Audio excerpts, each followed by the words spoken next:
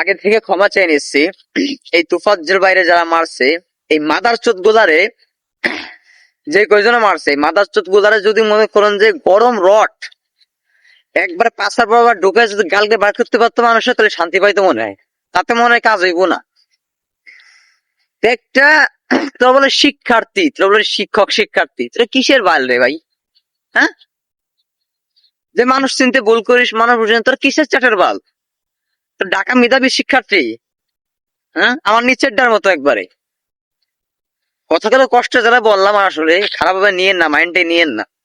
একটা মানুষ পাগল হইতে পারে স্বাভাবিক, যেই বেচারা এতিম, যার মা মারা গেছে, বাবা 6 বছর বয়সে মারা গেল, একটা ভাই ছিল পুলিশের এসআর, গত রমজানে 15 রমজানে মারা গেল।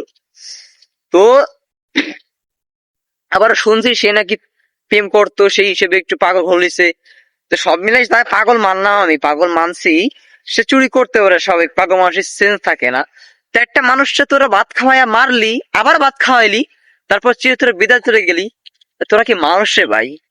শুয়োর হচ্ছে খারাপ, নিকৃষ্ট। হ্যাঁ, এটার তীব্র নিন্দা জানাচ্ছি, এর বিচার চাই। এর মা বাবা না যে বিচার চাইবো, তার জন্য আমরা সবাই বাংলাদেশের মানুষ বিচার চাই।